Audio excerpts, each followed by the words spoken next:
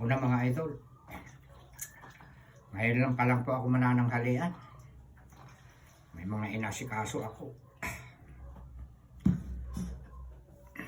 Naggambol ako ng sitaw sa tabi ng patola. Ito nung galing ako sa baba, sa mga nilote-lote doon, may nasalubong ako mangunguryente, bumili ako.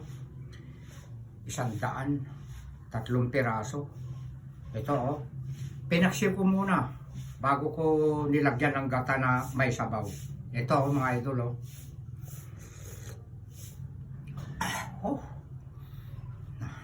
manghang, marami akong iginayat na sili.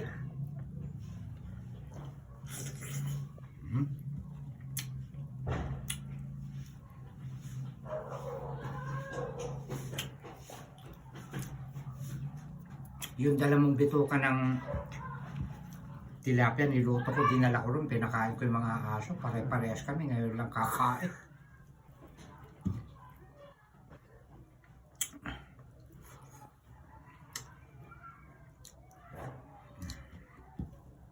Kwan ito hiniwa-hiwa ko tapos nagpakulo ako ng tubig, binalian ko, hinugasan ko, tapos nilamas ko ng asin at saka suka, hinugasan ko na naman.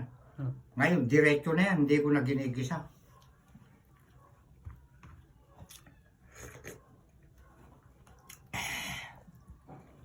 Pati ulo, masarap.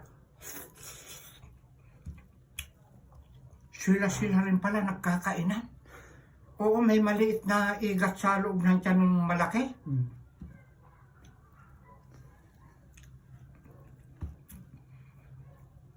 Sa bagay, pati yung dalag pagka yung kinakain na niya yung mga anak niya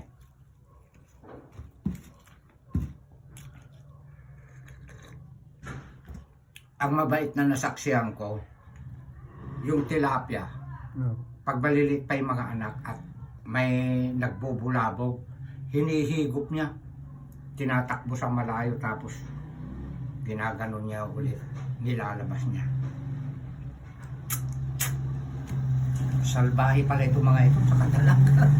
Ewan ko sa hito kung kakainin din niya yung kapwa niya.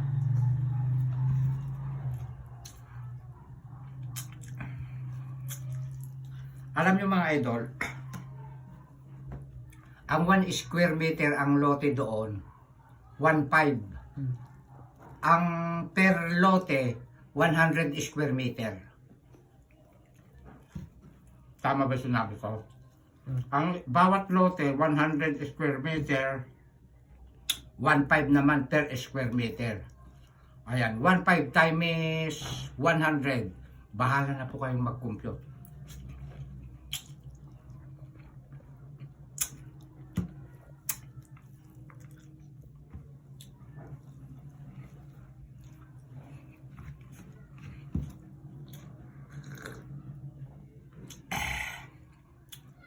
In-reserve ko yung nasa likod ko na 3 sa sekretarya ni ma'am. May kumuhang iba.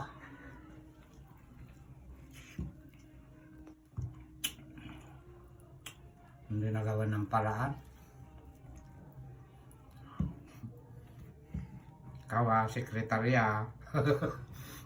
Ang ganda-ganda mo pa naman Sa bagay, sabi ni ma'am, kung sino raw makauna maghulog kasi.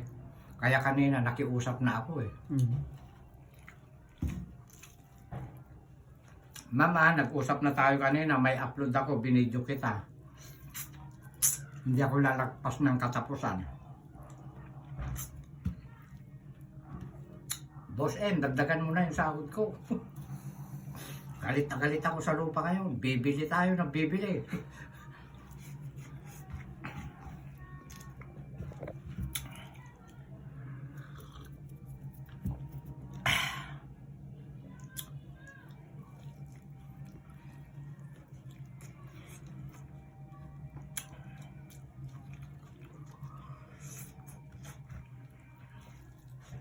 Hindi ko uubusin ito kasi may pusa rito ang kanin Kinuha ko na lahat sa bukid.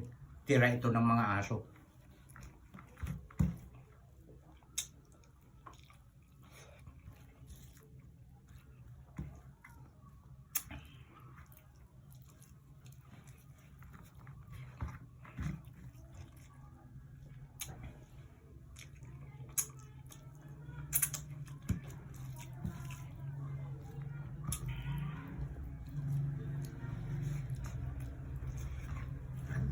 Gutom ako.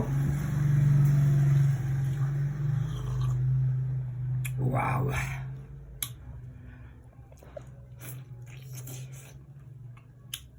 Kwan ito, igat. Yung mga Bisaya tawag nila kasili. Pero ang nakasanayan kong igat talaga, yung medyo malapad.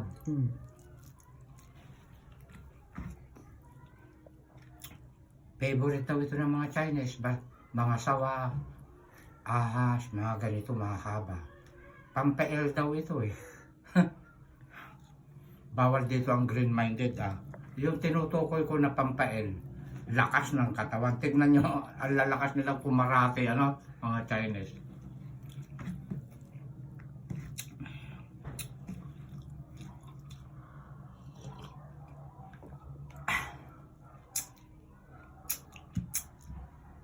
Mahirap magbanggit sa kanila na wala tayong basihan.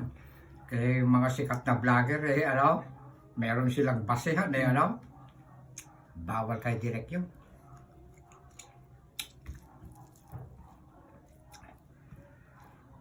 Pero ito lang masasabi ko sa inyo,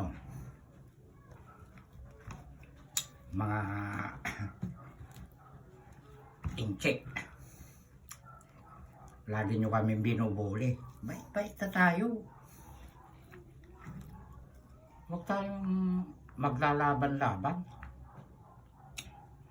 Napakabait ng aming presidente. Pabayaan nyo na yung mga kababayan namin doon na nangingisda.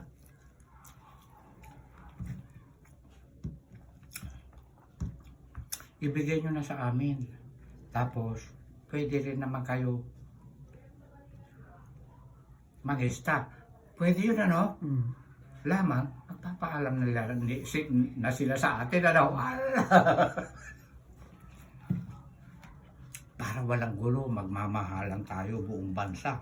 Nako, may nakikita pa sa yung larawan ni Jesucristo sa Jerusalem ba yun?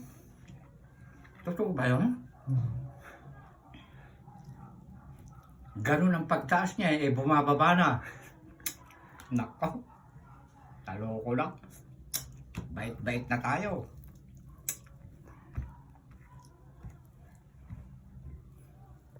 Lahat ng nakasulat sa banal, nakasulatan, mangyayari yun.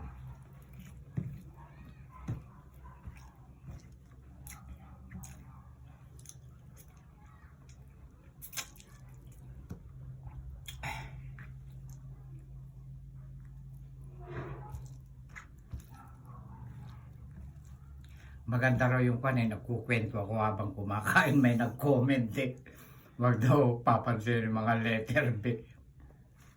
Wag daw silang masusunod. Magkwento raw ako. Ito, nagkukwento na ako mga idol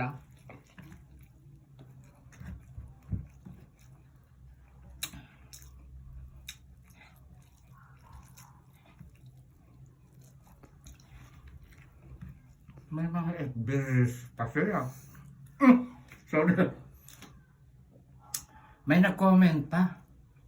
Huwag daw akong magdadaldal pag kumakain. Nawawalan daw sila ng gana.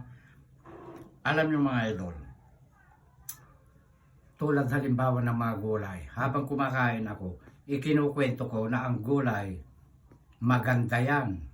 Maraming mga benefits sa ating katawan. Kaya nga sabi nga ni Direk, dito na tayo sa totoo. Di ba? Bare-bare. Sa Ilocano, bare-bare daw.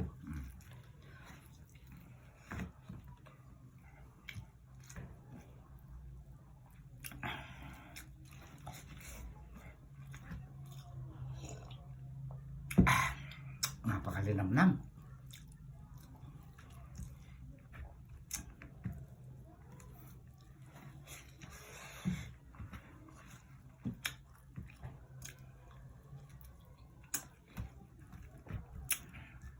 Marami ito eh, siksik.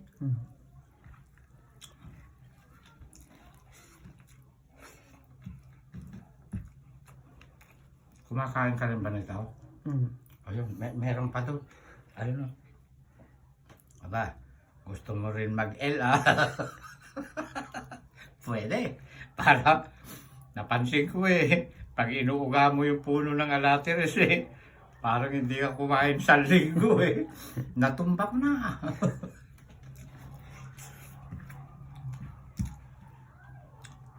Mahilig ka rin ba ng mga lasuna?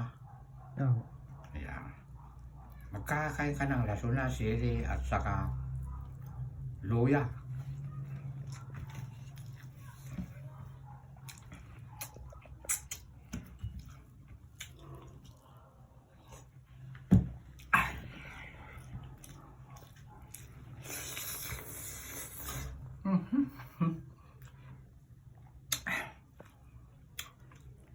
Parang gumagana na ang L ko ah. Lumalakas na ako. Tumitigas na ang aking mga braso ha.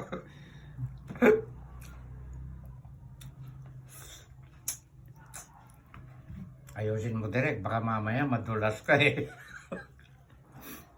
May masabi ka.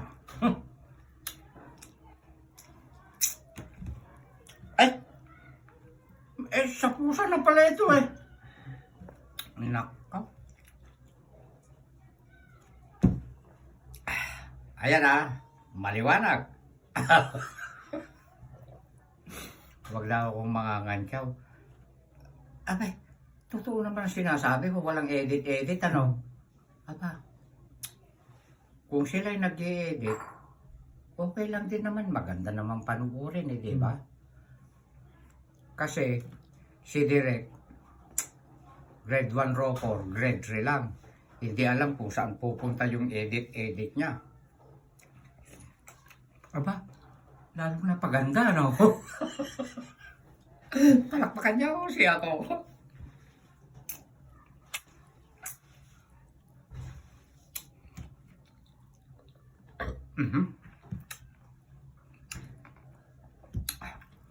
At maraming salamat mga idol sa walang sawang suporta ninyo sa akin. Napakasarap po ng igat. I love you all. Ikat mo na, Pogi.